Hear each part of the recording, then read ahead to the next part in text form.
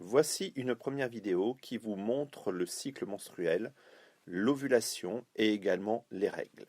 Je vous rappelle tout d'abord qu'il y a donc ici l'ovaire, le pavillon, la trompe utérine ou la trompe de Fallope, l'utérus formé du muscle qu'on appelle le myomètre, l'intérieur ici qu'on appelle l'endomètre qui correspond à la muqueuse utérine et qui va servir à récupérer l'œuf fécondé, la cavité utérine, le col de l'utérus et le vagin. Cette vidéo va nous montrer deux cycles possibles. Le premier, un cycle de 30 jours. Le second, un cycle de 27 jours. Le principe de ces deux cycles est le même, la seule différence sera au moment de l'ovulation.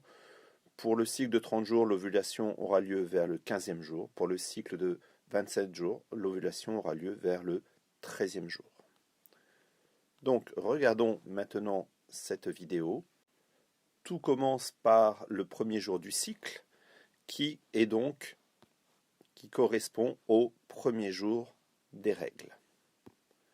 Donc, premier jour du cycle, déterminé par les règles, c'est-à-dire la perte de l'endomètre qui sera renouvelée après.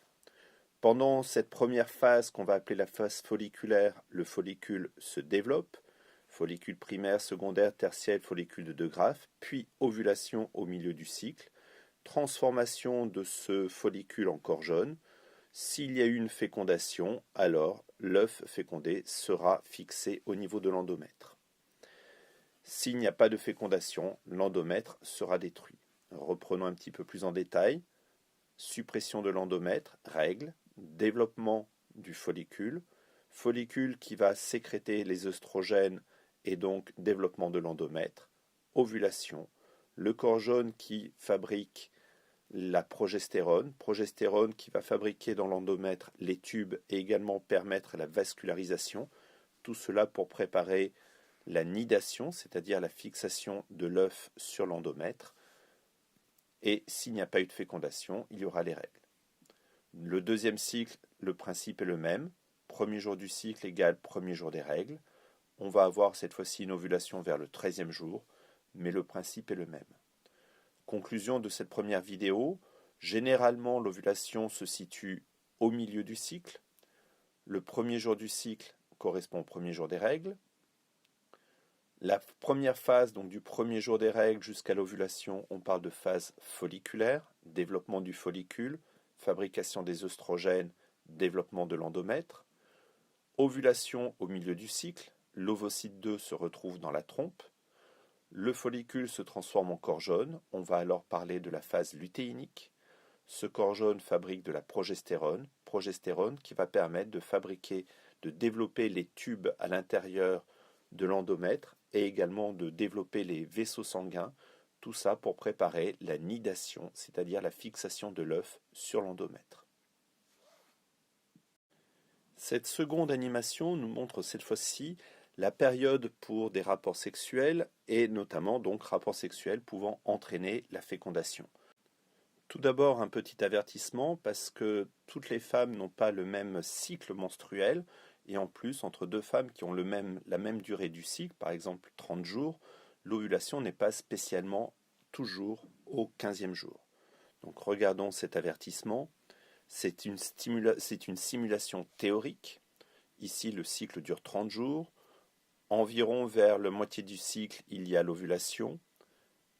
Le premier jour du cycle commence donc par le premier jour des règles qui peuvent durer entre 3 et 5 jours. L'ovocyte 2 va vivre 24 heures, 48 heures maximum, et donc tout cela va permettre de déterminer les possibilités d'avoir un enfant.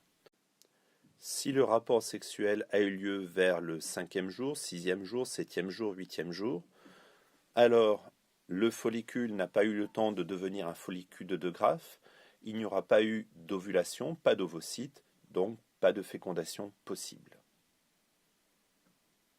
Les spermatozoïdes vont disparaître, vont mourir, et donc il n'y aura pas de fécondation et pas de développement embryonnaire et ni d'enfant.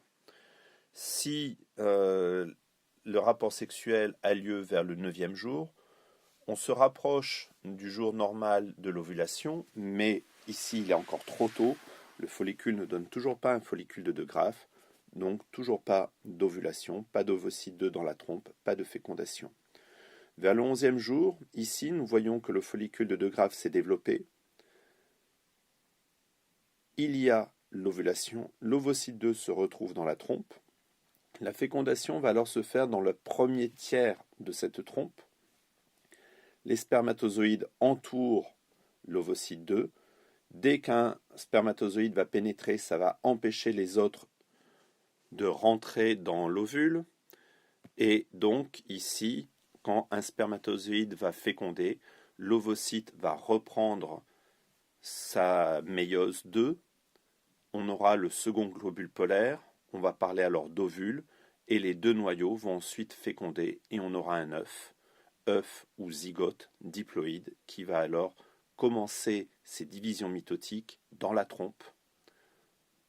2 cellules, stade 4 cellules, 8, 16. Cet œuf va aller jusque vers l'endomètre, il va se fixer au niveau des tubes et ensuite il y aura une communication grâce au sang de la maman développé au niveau des vaisseaux sanguins et donc alimentation future de l'œuf. Si le rapport sexuel a lieu juste après l'ovulation, donc là aussi il y a une possibilité d'avoir un enfant, même principe, fécondation, reprise de la méiose, fusion des deux noyaux, on parle de zygote.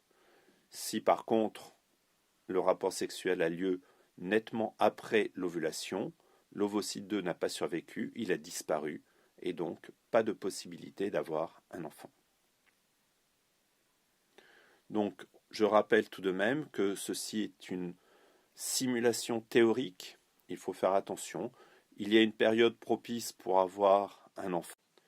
Cette période se situe à quelques moments autour de l'ovulation, donc à peu près 2-3 jours avant l'ovulation jusqu'à 1-2 jours après l'ovulation.